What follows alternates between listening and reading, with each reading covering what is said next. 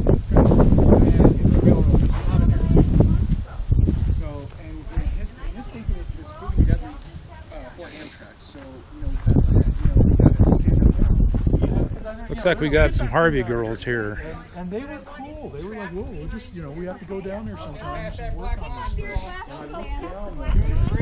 Okay.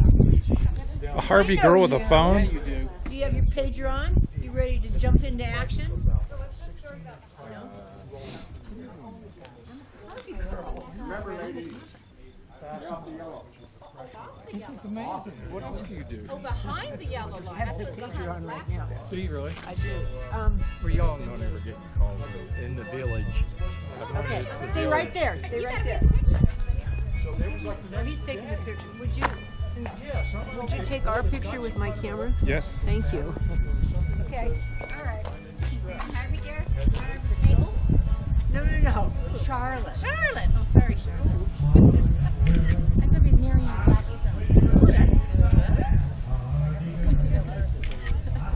Thank you. Got a couple good ones there. Okay, great. Oh, okay. Well, let's pose. Okay. All right.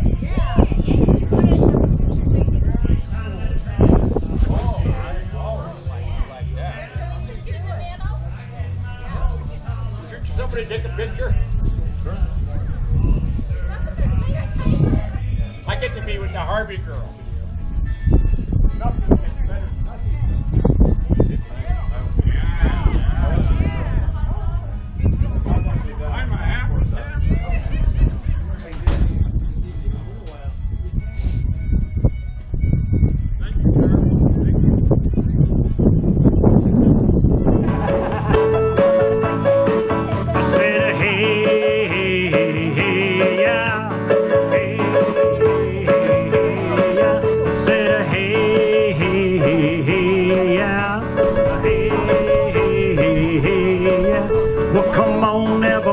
Take a trip with me down from Chicago to Little Lamy. They got berries a-bloomin' on the juniper vine, and love is a-bloomin' there all the time. That's what I need. Mexico fall weather. As I was telling Madam Secretary and the rest of our folks here, welcome to New Mexico, where you can experience all 4 seasons in a day.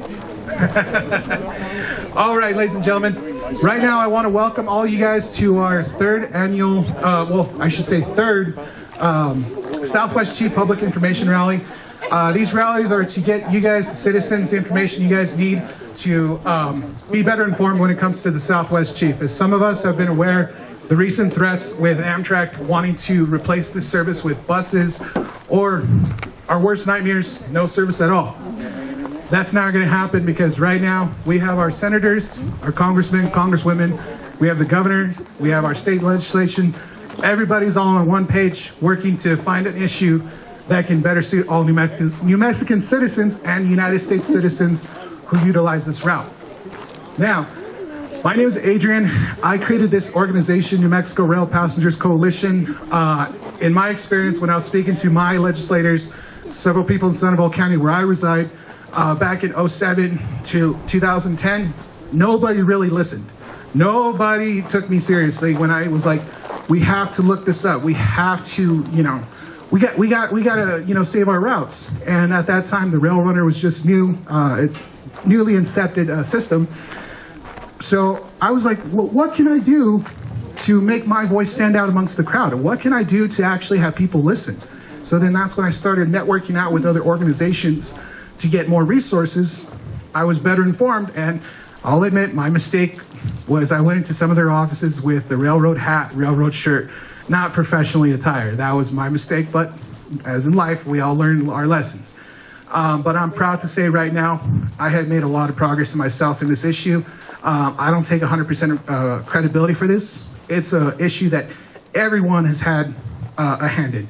And for all of us citizens, to our state legislators, New Mexico Department of Transportation, Senator Heinrich's office, and any other offices out there, and campaign people who are running for any office in DC or local. Everyone did it. And the Southwest Chief would not be here today if it wasn't for everyone who took the time and wrote, hey, I want my train to stay. Hey, I need this train because I rely on this train. And that goes to show you the power of democracy does work in this country. And just in a couple moments, I believe, I think this number 4 Southwest Chief should be showing up here any moment now to pick up some of our passengers.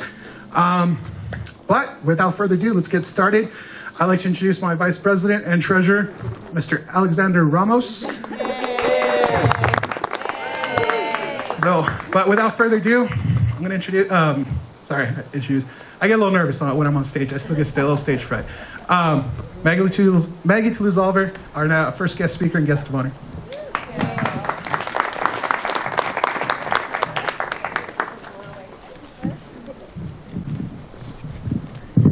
Well, I'm feeling a little pressure being the guest of honor.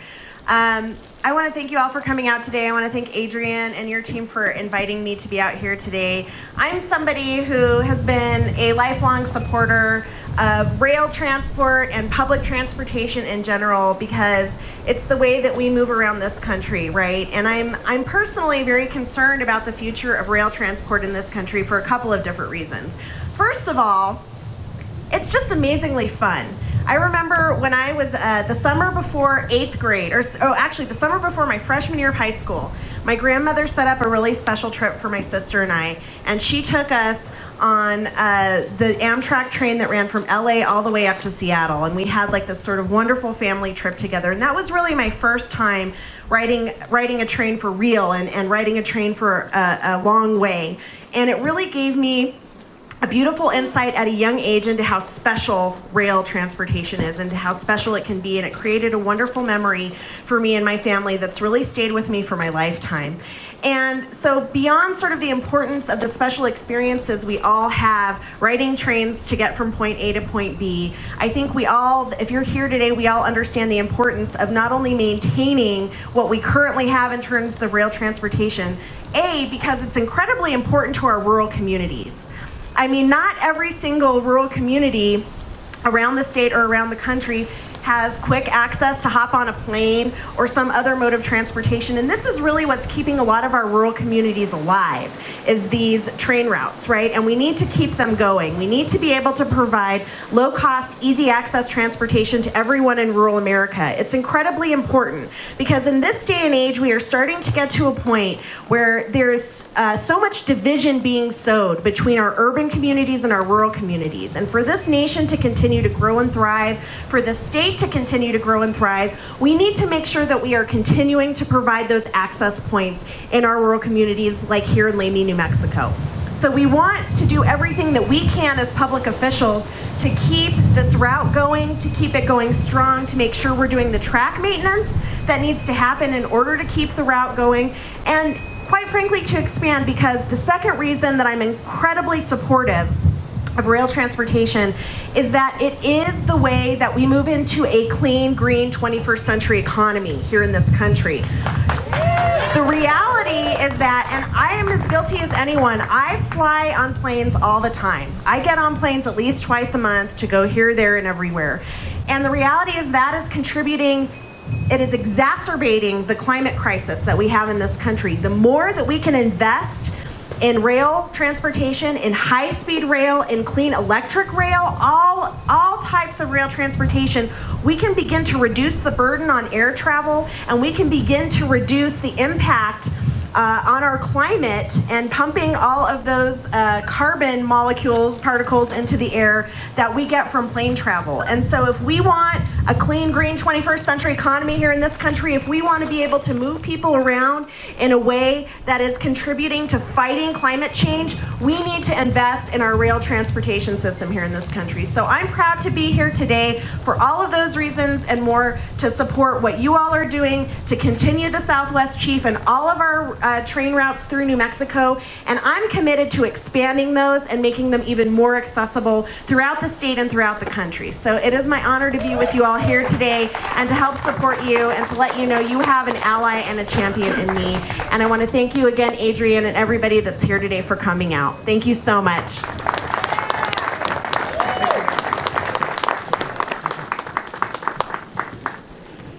Well, that's what I call an opening and a closer, but we're not closed yet.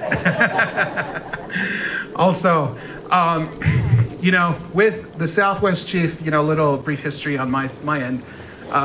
Laura knows more or less firsthand because I worked with her on Lawrence Rail's Lieutenant Governor campaign. And what was the one thing I pushed? Let's go on the Rail Runner a lot.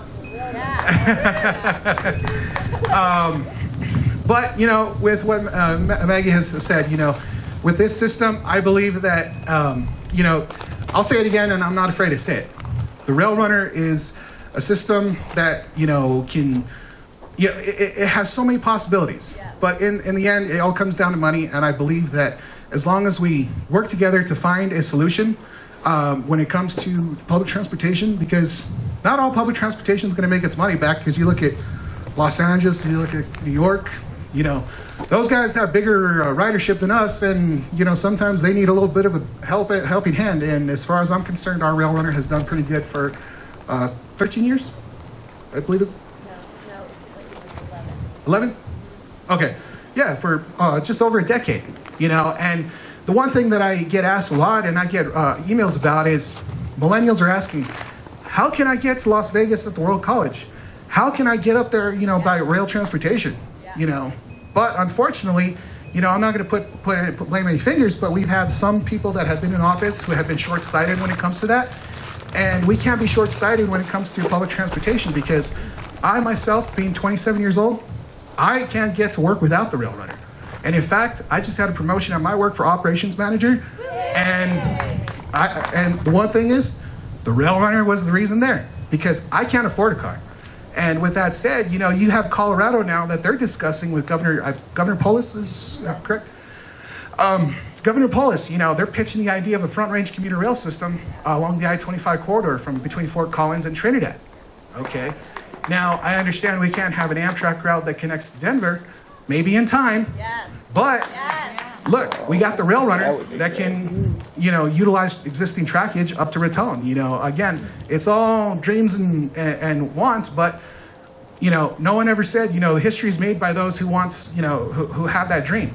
And for me, running this organization, I have a dream, you know, by the time I'm in my senior citizen age, to see Raton connect to Albuquerque, Las Cruces to Albuquerque, all by a commuter rail system. And for me, as a millennial, I will continue to fight for that, because it's green transportation. Because, like, for me, when I get to use my mother's car, I get down I-25 near Paseo during like 9 o'clock in the morning. It's bumper to bumper traffic, you know. And I'm like, and I'm just thinking, one second.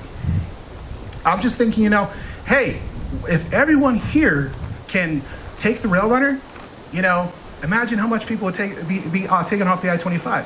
But we're not just here about the Rail Runner. We're here about also the Southwest Chief. You know, everyone traveling between Raton and Albuquerque. Like, I have senior citizens who have doctor's appointments in Albuquerque because they have no coverage, or their doctors are not available up in that region, so they have to spend the night in Albuquerque. Without the Southwest Chief, they couldn't make those appointments. So, you know, I can keep going on giving reasons after reasons why these trains are good, but ultimately, the power resides in the people, and it is our duty to make sure it happens. Any questions, sir? I do not have that information, but if you would like, I have gentlemen here from the DOT that can answer any questions. If you want to raise your hands.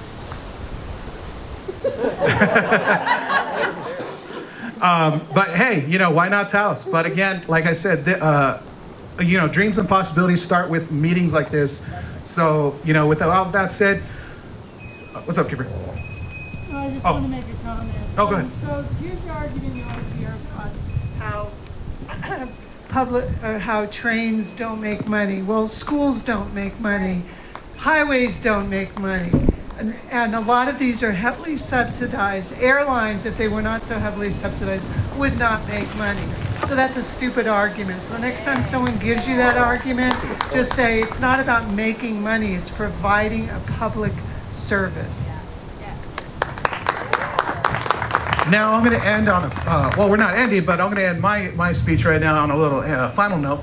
I was talking with Caroline and her fellow coworker. What's your name again? I forgot. Catherine. I was talking with Caroline and Catherine just a while ago. You know, this route was known as its predecessor, the Train of the Stars. We had movie stars, producers, people that would travel from the East Coast to Los Angeles on this train. Like I was talking with Councilor Ives. We've had Oppenheimer step foot on these grounds. We've had John Wayne come through a couple times. You know, these routes have a deep history. And, you know, it's my job as a millennial to protect that history. And with that said, you know, we had the 2926 crew. You know, those guys, when they get that old gal up and running, we're going to see a steam engine blowing its horn right through, you know. And that's tourism opportunity for New Mexico, because tourists got to stay somewhere, right? And then we got Alan, who Alan Alfield, who just did the Casa Hotel. Alfield. Yeah, he just did the Casa Hotel. And what better way to get off the 2926 or the Southwest Chief with front door service?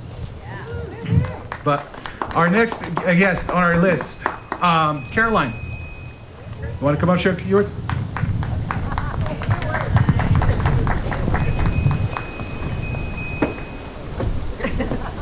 Thank you. I'm good. Good afternoon. My name's Caroline Burkle, and I work for Governor Michelle Lujan Grisham. And thank you so much. Thank you. She was at the event in Las Vegas in April and pledged her public support for the efforts that Adrian and the coalition have organized and are pursuing. And I know our Secretary of Transportation, Michael Sandoval, was also there. And we look forward to working in partnership with the coalition and trying to find strategies and ways where we can be supportive. As a congresswoman, she was supportive with the federal delegation, and she wants to see what we can do moving forward to make this viable. Furthermore, when we are talking about the rail runner, the governor thinks there's more work to be done as far as that's concerned. It hasn't received the love and support in the last 8 years, and so we've begun preliminary discussions to see what we can do to expand what services are provided by the rail runners. So we look forward to continuing those discussions and looking forward with. Yeah, that's right. A lot of other communities too. So thank you so much for having us, and we look forward to working with you.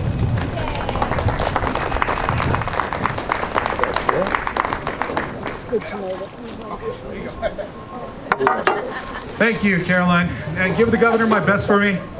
Also, next in line, I have Councilor Ives from the city of Santa Fe that'd like to share a few words. There you go, sir.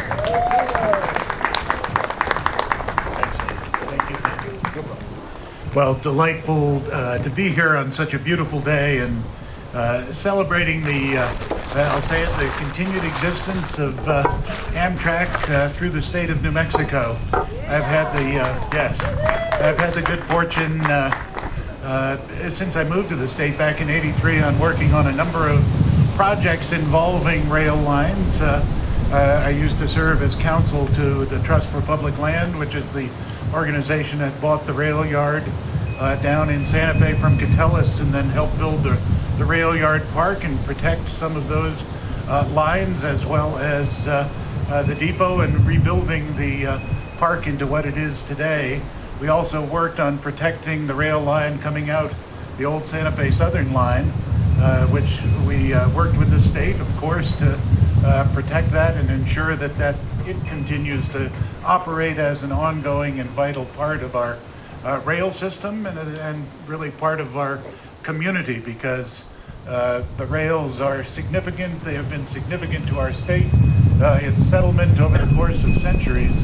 And I actually recently took a new job and am now General Counsel with the Department of Cultural Affairs, and that includes the Historic Preservation Division, and talk about things that need to be preserved. And so actually look forward to sitting down with our SHPO, the State Historic Preservation Officer, and seeing what might be done out here to help try and preserve and protect this facility long into the future, to ensure that it's available to all of us and our kids and our kids' kids. So again, it's a delight to see everybody. I know everybody involved is so appreciative for all the help of so many people over the course of years, the folks who have renovated these cars, done work at the station, and kept this a vital place. So thank you again, and what a delight to be here with you today.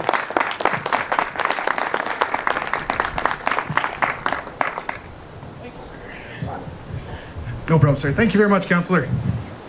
Next in line, we got Miss Laura Montoya. You are up next.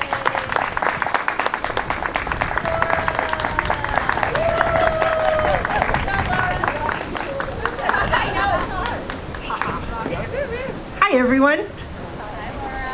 My name is Laura Montoya, and I am so happy to be here. So thank you, Adrian, and thank you for everyone who put this together. There's two things I know about Adrian that he's very passionate about. One is service, and one is the railroad. The way that we met was through Lawrence Royale, who was the executive director for the Mid-Region Council of Governments. And I had the honor of learning more about railroad at that time than I ever wanted to, because I was stuck in the train with them. And as we went through, I found out that the Rail Runner was actually the fastest, most cost-effective commuter rail train that had ever been built within the United States. And that was really impressive. And Lawrence is the reason when you get on that train that you hear beep, beep, so that you can hear the little Rail Runner thing when the doors close. I want to tell you a quick story, if you don't mind, and hopefully it'll stay warm. There's a gentleman named Manuel Montoya, and he graduated from West Las Vegas. He was a Don. I wouldn't use that against him. I'm a Robertson Cardinal from Las Vegas, New Mexico, so there's always that family discrepancy. My dad fell in love with the Robertson Cardinal, is how that ended up happening. But at 18, he graduated from West Las Vegas, and his first job was working on the railroad. He worked for BNSF for 36 years. He was a union member through that time. And I want you to know that every time that a train crosses, or every time we cross a crossing, there's always this proud feeling of accomplishment that he has been able to do with his fellow brothers and sisters working on the railroad. And every time I saw a rail tie, everybody knows what that is, right? Okay. Every time I saw one, and we use them for the ranch too, there's some kind of pride when they'd pick them up. And I'd ask why, and they taught me that it's part of what he did during his work here. He says, when you look at that, you need to understand that that's jobs. When you look at that, you need to understand that that brings people into our community to create more economic development. And I had never thought about it that way. I just thought, well, he's going to work, and I'm afraid he might get hurt, and he now can't hear very good out of one of the ears because of the type of work that it was. But he always was so proud of being a person that worked for the railroad. As a Highlands University graduate, there were several of my classmates that were from Colorado or from Albuquerque. And their parents didn't have enough money to send them to Albuquerque to drive there to fly to Colorado or to be able to drive back and forth. And so they used the Amtrak in order to get home for Thanksgiving, for Christmas holidays. It was very important. When we've had emergencies in Las Vegas or Mora, the easiest way for us to get back and forth was through the train. We've talked about economic development, and we've talked about climate and how important it is in that sense. But two things I think we haven't talked about that we need to remember is that it's the experience. How many of you, when you were a kid, remember a beautiful experience about when you get on the railroad, on the train? I used to have a community group that, I was an altar server, and we got to go on the Champa train. To this day, I've never not remembered the experience that I had, seeing the trees and the different colors, and being able to see all of the different beauty in northern New Mexico because of the train. Children love that with their grandchildren and their parents. The second part that I don't think we talk about a lot, that's really important to remember, especially in Congress, is fairness and equitability. Not everyone can afford getting on a plane. Not everyone lives close enough to an airport to get on a plane. The people who are the most vulnerable are elderly, are students, people who don't have resources, people who need to get to the doctor. That's how they get access. Washington, D.C. somehow forgot rural communities are the reason why we have what we have in the United States. And northern New Mexico is part of that. It's part of that history. So I'm not in Congress yet, and I say yet. You will be. But I want you to know that I will work hand in hand to make sure that when we're looking at budgets, we're prioritizing fairness and equitability in transportation. One thing Lawrence taught me was transportation doesn't come free, and you never make a profit off of it because it's a public service. So people need to stop using that as an excuse to not be able to deliver results. So I want to thank you for allowing me to be here, because my dad retired as a Department of Transportation road supervisor, and my aunt was a former adjutant secretary for DOT. Roads are critical to northern New Mexico as much as what my uncle did for our community in helping build this. So I want to thank you all for giving me the time to speak to you all today.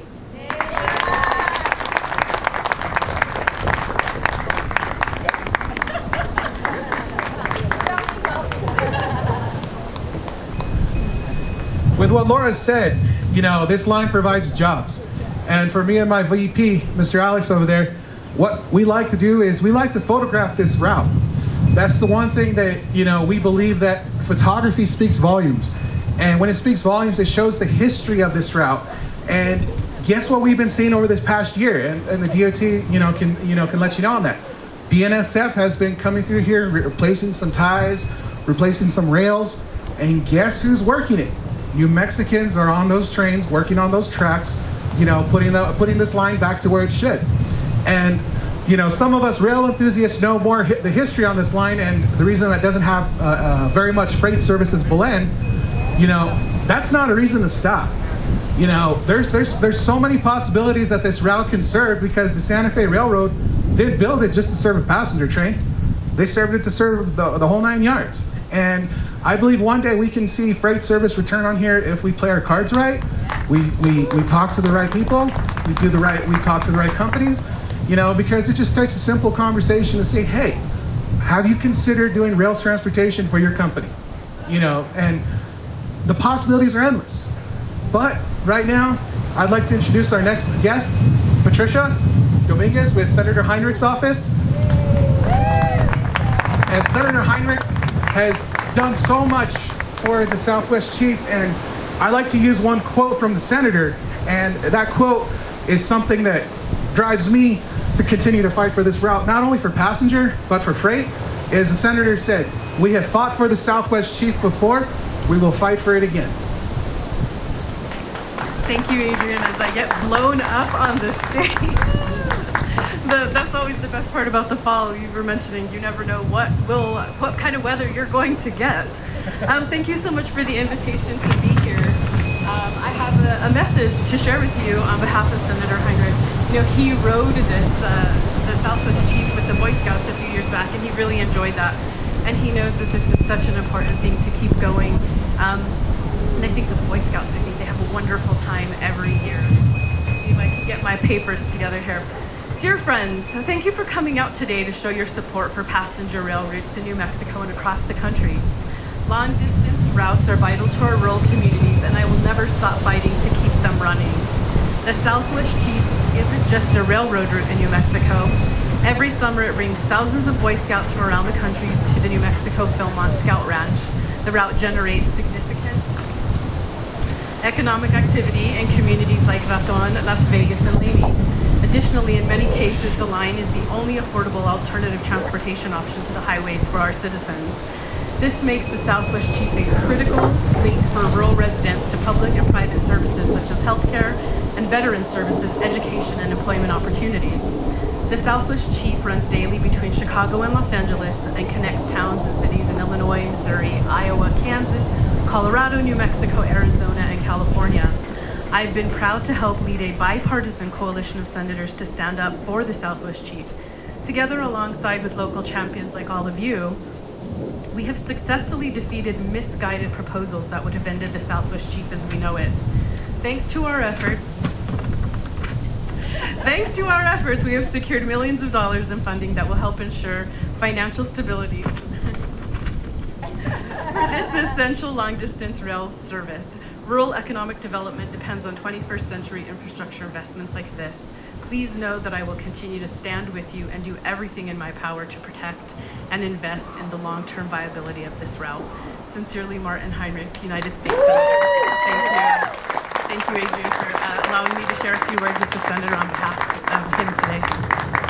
Thank you, Patricia. You're welcome. Now, right now we're close to about being done, but we got a couple more items on our agenda. Right now, the other part of this coalition, if you want to call it, is the National Rail Passengers Association, or RPA. They work with Congress and the Senate in regards to Amtrak routes and viability. Alex, my VP, is going to be reading a quick statement in regards to Maddie Butler, who was the RPA intern who traveled the whole entire Southwest Chief route, who worked also with Visit Albuquerque to show there's more than just riding a train. There's so many things. She went to Los Poblamos, is what it's called. She visited Hotel Andaluz, Hotel Park Central, just to show, there's so many opportunities available. You just gotta, as the Bible says, you seek and you shall find. But Alex, you ready for that speech?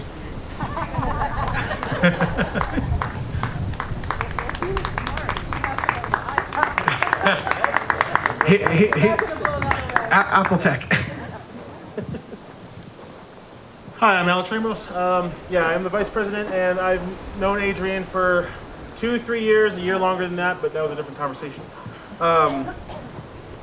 And the Southwest Chief, I've said this last year, I said this in Las Vegas, is also kind of part of my lifeblood. I am from Chicago. I have family in Topeka. I have family in Raton. So this is my connection for my family reunions that we go to every other year.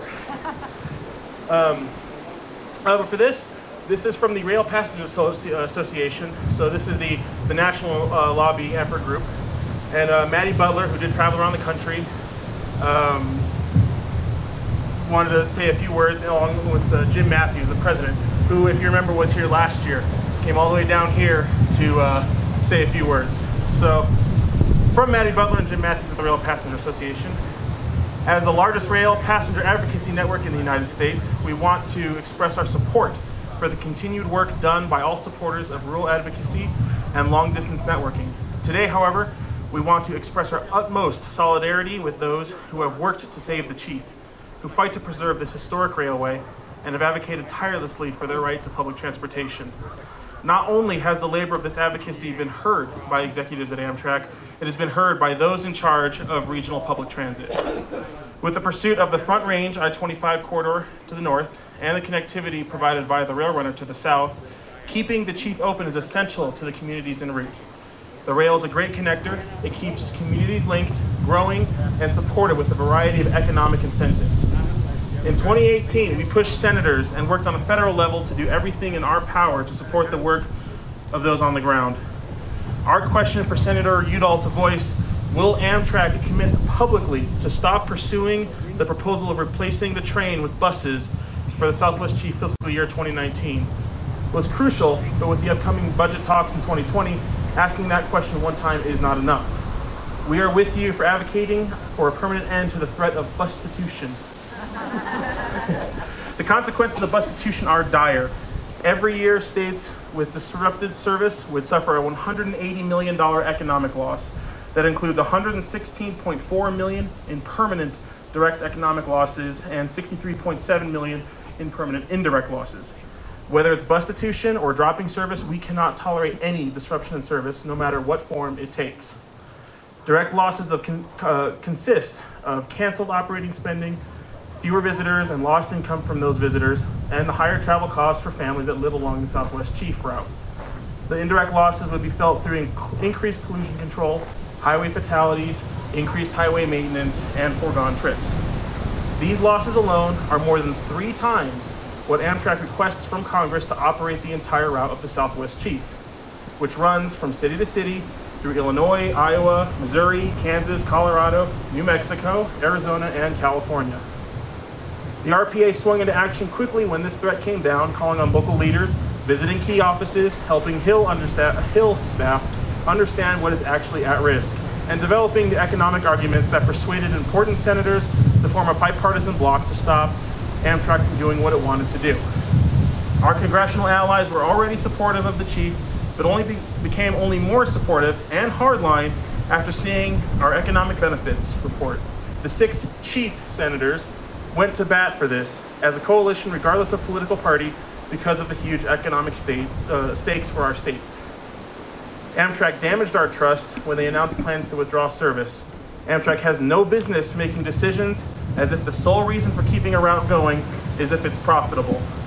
It's a taxpayer-supported enterprise that exists to serve communities that the private sector cannot serve. Amtrak is not an airline. It is by all of us, for all of us, and has to be run without regard for profitability or the manipulations of the private sector.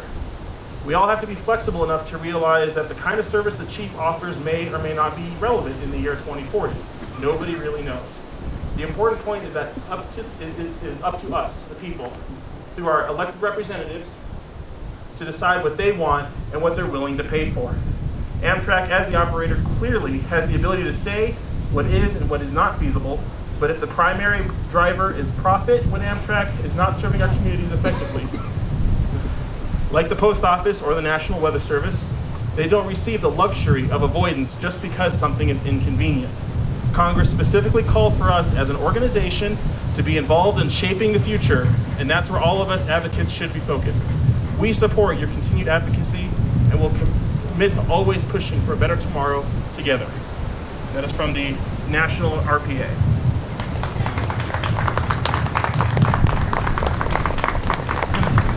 Thank you, Alex. And right now, this is my mistake. I'll take responsibility on this one. We're going to get the national anthem. So who wants to raise a salute to our old gal in the 50 states? Where's Cindy? Yeah, our singer should be here. Oh, you're playing it? Oh, okay. All right. All right, you guys ready?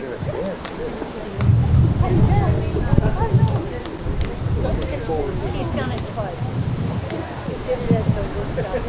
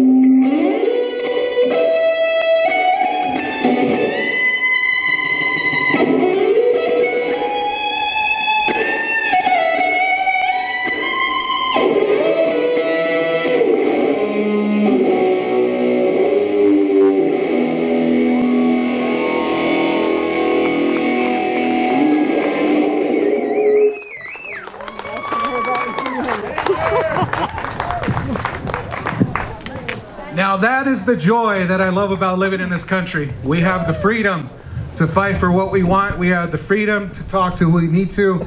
And that is the United States of America. But ladies and gentlemen, we're going to have a little Q&A. If you guys, any of our guests have any questions for our guest speakers?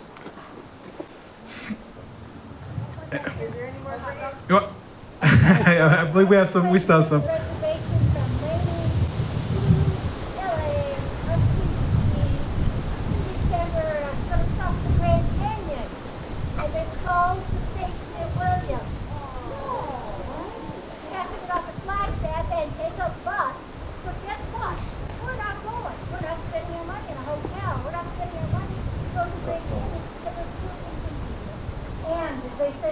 say towards the stage.